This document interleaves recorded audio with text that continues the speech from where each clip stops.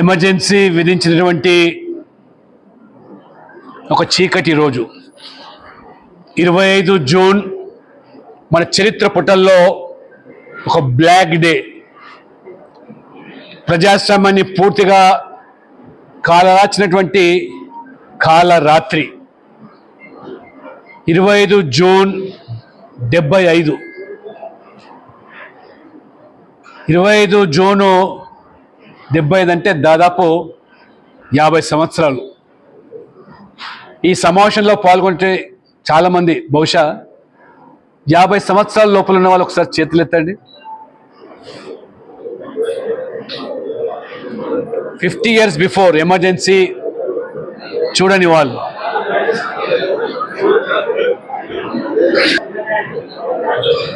Emergency వాళ్ళు మాత్రమే ఆ చీకటి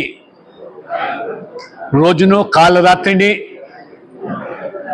అందులో మరీ చెప్పాలంటే 60 సంవత్సరాల పై ఉన్న వాళ్ళకే దాని యొక్క మరి ఆ చీకటి రాత్రి తీసుకున్నటువంటి ఇందిరాగాంధీ నిర్ణయము, కాంగ్రెస్ ప్రభుత్వం యొక్క ఘాతుకాలు మీ అందరికీ నేను విజ్ఞప్తి చేస్తున్నది. 50 సంవత్సరాలు లోబడిన వాళ్ళు. ఇంతకుముందు గౌతమ్ రావు గారు చెప్పినట్టుగా ఎమర్జెన్సీకి వ్యతిరేకంగా అనేక మంది జాతీయవాదులు అనేక వ్యాసాలు రచించారు, అనేక పుస్తకాలు రచించారు.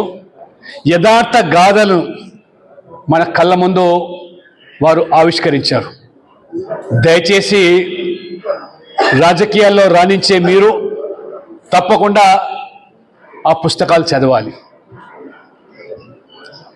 ఆ కాంగ్రెస్ పార్టీ ఏ రకంగా ఒక కుటుంబమే ఈ దేశంగా భావించి, ఇంతకుముందు వారు చెప్పినట్టుగా భారతదేశం అంటేనే ఇందిరా అని చెప్పి భావించి ఏ రకంగా ప్రజాస్వామ్యాన్ని అపహాస్యం చేశారు, పౌరుల హక్కులను కాలరాశారు. ఈ కాంగ్రెస్ చరిత్ర భావితరాలకు తెలియాల్సిన బాధ్యత మన మీద ఉంది. కాబట్టే ఇవాళ భారతీయ జనతా పార్టీ దేశవ్యాప్తంగా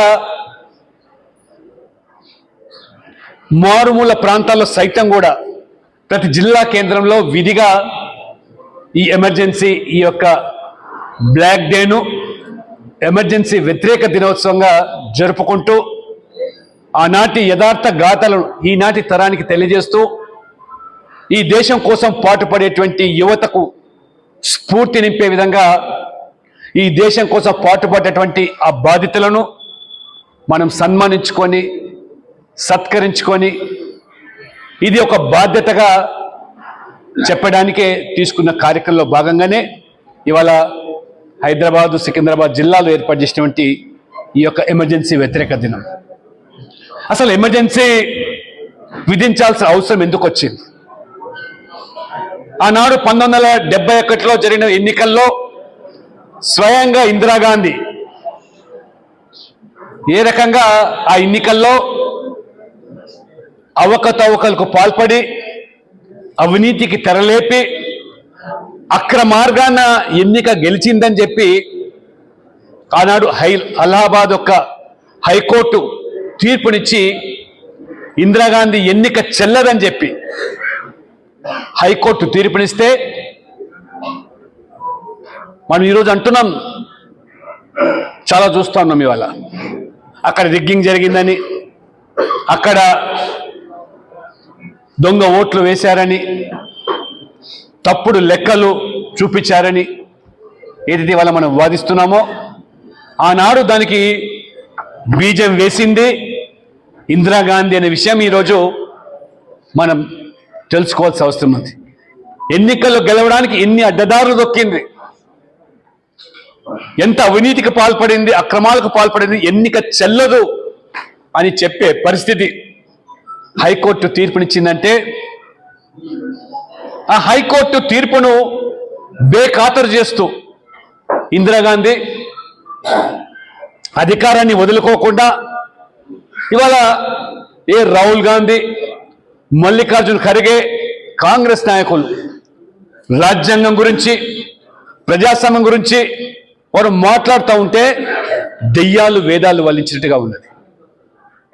ఏ ప్రజాస్వామ్యానికి లోబడి, ఏ రాజ్యాంగానికి కట్టుబడి న్యాయస్థానం ఇచ్చిన తీర్పును ఖాతరు చేయకుండా అర్ధరాత్రి, ఆ కాలరాత్రి ఏ రకంగా మరి ఎమర్జెన్సీ విధించే నిర్ణయాన్ని తీసుకొని మంత్రి మండలిలో కూడా చర్చించకుండా, మంత్రి మండలి కూడా సమావేశపరచకుండా బలవంతంగా రాష్ట్రపతి ద్వారా సంతకం చేయించి మరుసటి రోజు నుంచి ఎమర్జెన్సీ విధించి అర్ధరాత్రి మొదలుకొని ఏ రకంగా 1,40,000 మంది ప్రతిపక్ష నాయకులు, ప్రజాస్వామ్యవాదులు, జాతీయవాదులను ఎవరు గొంతెత్తితే, ఎమర్జెన్సీకి వ్యతిరేకంగా మాట్లాడితే పత్రికా స్వేచ్ఛను కూడా హరింపజేసి పత్రికల్లో వార్తలు ఎమర్జెన్సీ కింద వ్యతిరేకంగా రాయకూడదు, ప్రచురించకూడదు. ఆ రోజు సోషల్ మీడియా లేదు, ఏ యొక్క మరి ప్రింటింగ్ ప్రెస్ కూడా, పాంప్లెట్స్ కూడా ప్రింట్ చేయడానికి లేదు. ఇటువంటి చట్టాలు తీసుకొచ్చిన మీరు ఇవాళ మాట్లాడుతున్నారు. నరేంద్ర మోడీ గారు మూడోసారి గెలిస్తే ఎన్నికలే ఉండవని, నరేంద్ర మోడీ గారు మూడోసారి ప్రధానమంత్రి అయితే ప్రజాస్వామ్యం ఉండదని, మొత్తం రాజ్యాంగాన్ని మార్చేస్తారని ఏ రకంగా మీరు మన ఎన్నికల్లో తప్పుడు ప్రచారం చేసి ప్రజల్లో విష బీజాలు నాటి కొద్ది మేరకు మీరు అక్కడక్కడ సఫలీకృతం కావచ్చు. లేని వార్తలను సృష్టించి ఫేక్ వీడియోలను తయారు చేసి రిజర్వేషన్లు ఎత్తేస్తారని